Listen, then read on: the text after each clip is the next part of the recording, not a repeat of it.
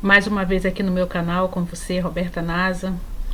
Hoje eu gostaria de compartilhar com você o número 3, né, a parte 3 do nosso vídeo, que eu tenho falado com você que me acompanha, sobre algumas coisas que você não pode fazer depois que você foi traída. Algum tempo atrás, eu infelizmente passei pela dor de uma separação e foi muito dolorosa, e só quem passa por isso sabe como que é, cada detalhe, cada sofrimento, cada coisa que nós passamos.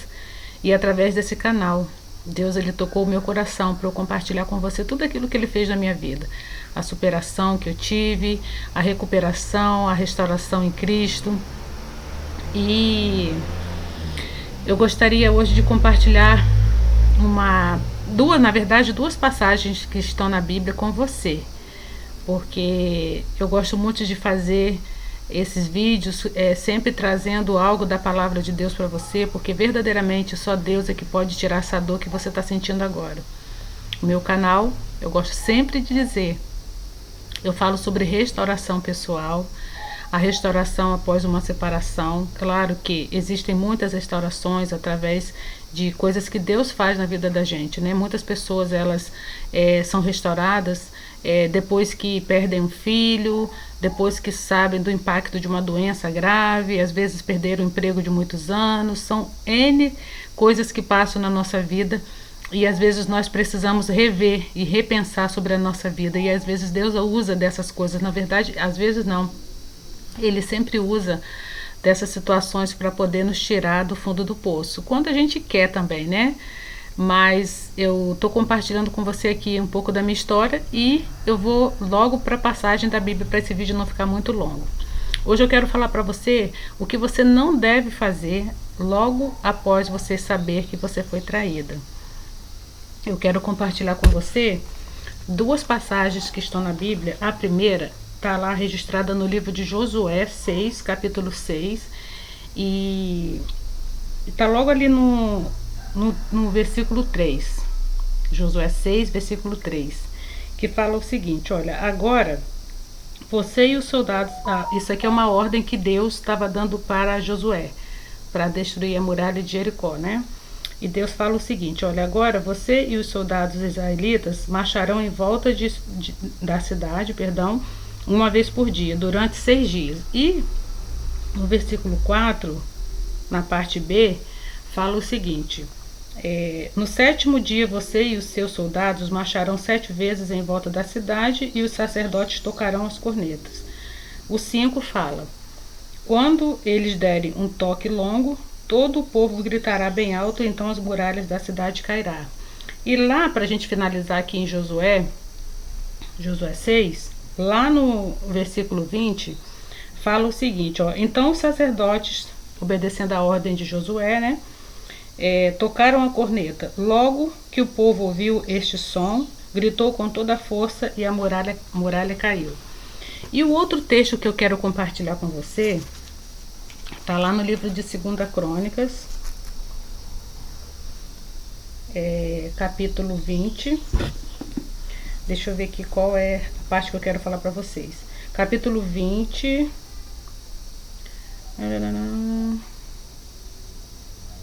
Deixa eu ver aqui. Tá. O primeiro 2 Coríntios 20. O primeiro versículo que eu quero ler com vocês está aqui no versículo 3 do capítulo 20 de 2 Crônicas, que fala assim, ó: Josafá ficou com medo e orou a Deus o Senhor, pedindo socorro. Depois deu ordem para que todo o povo de Judá jejuasse. E o segundo versículo que eu quero ler para você está aqui a partir do 21, que fala assim, ó: Josafá ordenou que alguns cantores vestissem roupas sagradas e marchassem à frente do exército, louvando a Deus e cantando assim: louvem a Deus o Senhor, porque o seu amor dura para sempre. O versículo 22, ele fala: logo que começaram a cantar, o Senhor Deus causou confusão entre os moabitas e os amonitas e os edomitas, e eles foram derrotados. Os amonitas e os moabitas atacaram os edomitas e os destruíram completamente. Depois os amonitas, é tanto Nita. Depois os amonitas lutaram contra os moabitas e os dois lados também acabaram se destruindo. Então o que eu quero dizer para você com essas duas passagens que eu acabei de ler, que estão marcadinhas aqui? Às vezes nós fazemos muitas comparações com o testemunho das outras pessoas, nós queremos fazer comparações com o tempo que as pessoas ficaram no deserto.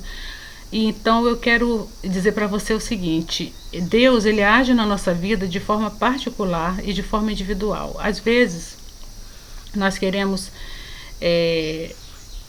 com muita pressa nos basearmos no testemunho das outras pessoas. Você vê aqui nessas duas passagens que eu li para vocês, que Deus, ele não age de forma igual na vida de ninguém.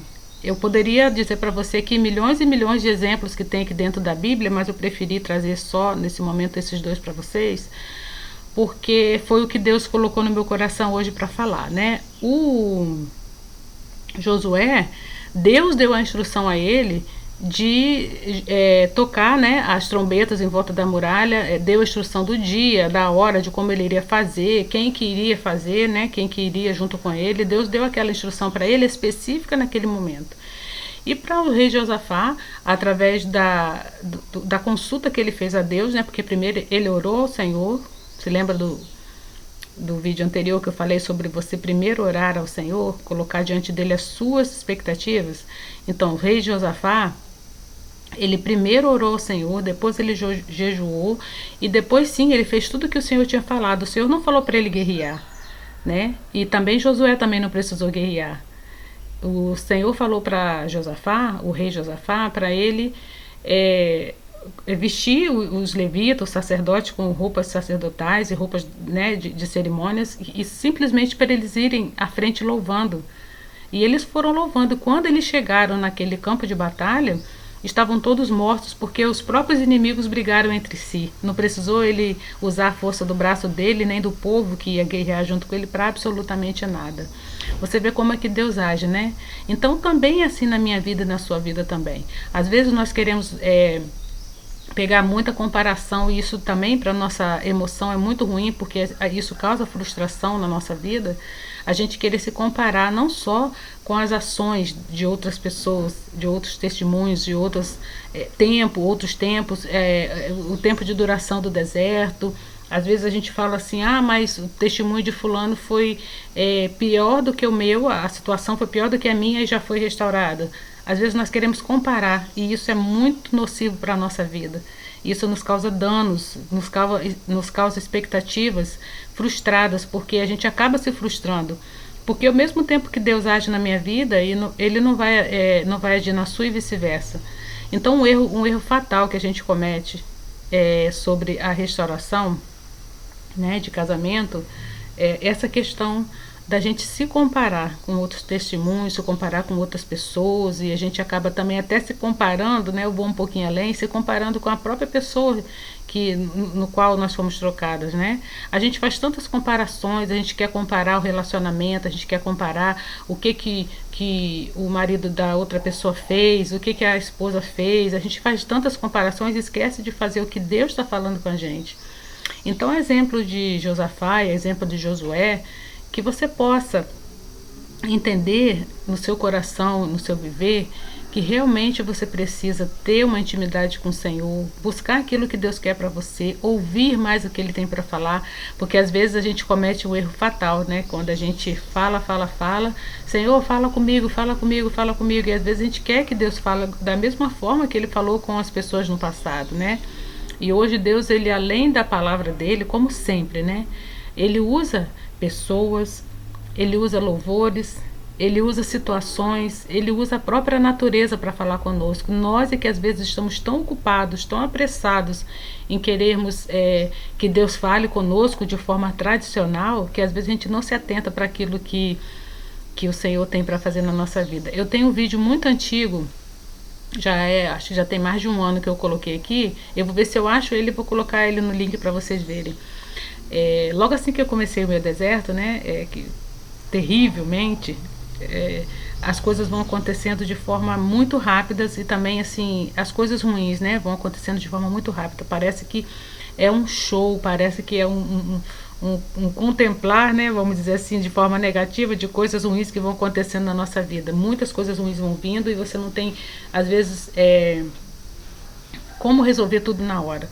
E nesse momento, logo assim que eu entrei no deserto, eu estava passando por uma situação financeira muito complicada. Então, muitas pessoas me cobrando coisas, eu precisava me alimentar, eu precisava pagar as contas. Então, assim, muitas situações financeiras vindo ao mesmo tempo para eu poder resolver, eu não conseguia resolver. E teve um momento que eu entrei em desespero. Mas sempre assim, entrava em desespero e me ajoelhava, entrava em desespero e orava a Deus, entrava em desespero, fazia propósito e tudo foi tudo muito rápido, porque eu queria muito sair daquela situação, porque eu não aguentava estar me vendo naquele lugar, me vendo triste. Então, numa dessas vezes, teve aqui em casa nunca aconteceu isso, nunca aconteceu isso. Eu tô gravando aqui numa areazinha até que eu atendo também na terapia. Então aqui tem uma janela, um janelão que tem até uma janela de vidro. E um passarinho ficou durante 3 dias aqui nessa janela, bicando a parede, né? Bicando a parede não, bicando o vidro, né? E do primeiro dia que ele fez isso, ele ficou batendo de manhã até de tarde, batendo bico. E eu, gente, um barulho estranho, não sei o que está acontecendo. Aí comecei a observar, era um passarinho. E isso foi passando o dia. Aí quando chegou no horário que eles se recolhem, os passarinhos, ele foi embora. Quando chegou no outro dia de manhã, cedinho, isso aí no segundo dia, ele também estava fazendo a mesma coisa. E eu já comecei a ficar curiosa, né? E eu passando aquela necessidade, aquele aperto, né? E eu já comecei a ficar curiosa e comecei a me perguntar, gente, mas o que está acontecendo, esse passarinho bicando? Eu abri a janela e ele entrou um pouquinho, mas quando eu me aproximava dele, ele fugia. E eu comecei a falar com Deus, falei, gente, será que Deus quer me falar alguma coisa através desse passarinho? E assim, acabou o dia, deu o horáriozinho dele, ele pegou e foi embora. Quando chegou no terceiro dia, a mesma coisa, ele já estava de manhã cedo bicando a janela, aí eu não resisti, peguei o celular, gravei esse passarinho e até brinquei depois com meu filho. Eu falei assim, gente, fui pesquisar na internet o passarinho, eu não sei se é trinca-ferro, eu não sei qual é o passarinho que é. Vou ver se eu consigo colocar o link dele aí, desse vídeo, na descrição. E vi que esse passarinho valia uns R$2.000, né? Eu até pensei assim, vou vender esse passarinho, pagar minhas contas e comprar as coisas para dentro de casa, brincando, né? De tão raro que esse passarinho é. E assim ele ficou durante 3 dias, da hora que o dia amanhecia até a hora do pôr do sol. E Deus me deu uma palavra, porque eu pedi a Deus para me mostrar o que estava acontecendo. Deus me deu uma palavra, né, que fala que se ele alimenta os passarinhos que vivem, né, nos campos, ele não vai alimentar a mim, ele não vai alimentar você, ele não vai cuidar de mim, ele não vai cuidar de você. Essa palavra é uma palavra linda, que está lá nos evangelhos, e Deus, ele me revelou através desse passarinho. Ele me revelou isso. Então o que eu quero dizer para você, Deus, ele fala conosco o tempo todo. Ele usa pessoas, ele usa situações, ele fala a hora que ele quer, do jeito que ele quer. Às vezes de forma tradicional, porque eu também já passei por essa experiência de estar no meu quarto uma vez. Eu vou contar só mais essa experiência para você. Uma vez eu estava no meu quarto e estava orando, né, nessa situação. Já tinha acontecido a partida do meu esposo e eu estava orando, estava estudando alguma coisa, não sei se era Bíblia ou estava estudando alguma coisa relacionada à minha profissão, e tinha um bichinho de luz, só que aquele grande, tipo uma tanajura, tamanho da tanajura, aquela formiguinha grande, né? Não sei se você conhece isso como tanajura. Então começou a ter aí daqui a pouco eu prestei atenção, porque ela batia na luz e voltava, batia na luz e voltava, né? E de repente uma voz muito doce, feminina, sussurrou no meu ouvido, sai do quarto e vai pra sala. Mas falou literalmente no meu ouvido, sai do quarto e vai pra sala. E eu fiquei abismada, porque parecia que tinha alguém falando no meu ouvido, uma voz suave, uma voz muito gostosa. Parecia que era de uma moça, e que essa moça deveria ter menos de 20 anos, mais ou menos, uma voz mais muito suave. Sai do quarto e vai para a sala. Quando eu saí do quarto e fui para a sala, em questão de segundos, o meu quarto ficou cheio desse besouro, dessa tanajura, mas ficou cheio, cheio, cheio. A minha cama ficou, a mesa que eu tenho no quarto ficou cheio de besourinho, né, desses besourinhos, mas ficou coisa. E quando eu olhei, eu falei, Senhor, muito obrigada, porque é aparentemente uma coisa simples, mas talvez se eu estivesse no quarto, ou até dormisse, né, porque eu estava lendo no momento, isso poderia entrar nos meus ouvidos, né, me sufocar, fazer algum mal para mim, né? E eu glorifiquei o nome do Senhor. Isso foram tantas e tantas experiências que Deus fez comigo, e eu vou compartilhar com certeza com você. E hoje eu compartilhei essa do passarinho e essa da tanajura. Mas é assim que Deus faz, Ele fala conosco o tempo todo, usa pessoas. Uma vez também, só para poder terminar, eu estava, né, na igreja e eu estava pedindo muito a Deus para falar comigo de uma situação específica na qual eu estava vivendo dentro desse deserto.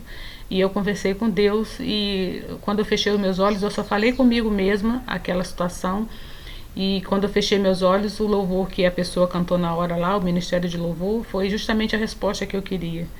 Então, assim, Deus ele tratou de forma extraordinária na minha vida nesse período de deserto que eu passei. Eu gosto sempre de falar para você, mulher, para você, homem, eu sou a favor do casamento, eu sou a favor da restauração, eu sou a favor da família, sempre serei, sempre serei.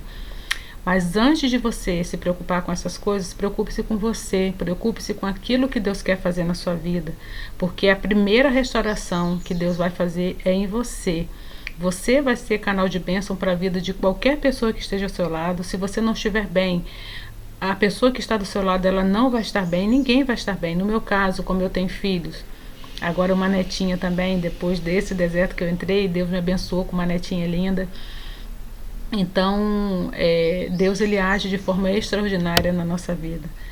Ele sempre faz o melhor, Ele sempre dá as respostas que nós precisamos, mas busque ter intimidade com Ele, busque procurar saber o que Deus quer para a sua vida e evite comparações, evite comparar-se com pessoas, evite comparar a sua história, evite comparar o seu testemunho, porque às vezes você fala assim, mas com fulano aconteceu isso, com ciclano aconteceu isso, foi em tanto tempo, aquela coisa toda. Procure ter intimidade com o Senhor para saber o que Ele quer de você e o tempo necessário que você precisa estar nesse deserto, precisa estar nesse período de cura, de molde do Senhor.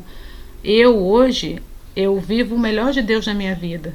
Deus me ensinou a cuidar de mim, Deus me ensinou a olhar para mim com outros olhos, a desejar a minha companhia. Hoje eu vivo mais feliz, a minha felicidade não depende do outro, a minha felicidade não depende do próximo. Passei por muitas situações que achava que sim, achava que a minha felicidade só seria realmente completa se o outro voltasse. Mas quando eu percebi que eu já tinha a felicidade dentro de mim, que era Jesus Cristo, tudo isso foi sanado. Então, que você possa aproveitar cada palavra que eu falei nesse vídeo, que você possa comentar aí algumas coisas que você gostou, que você possa dar algumas dicas de alguns vídeos que de repente você queira que eu fale. Hoje eu vivo o melhor de Deus na minha vida, porque hoje eu descobri que a gente só precisa de Jesus Cristo para a gente ser feliz. E o resto, como a própria palavra dele diz, né, são acréscimos na nossa vida.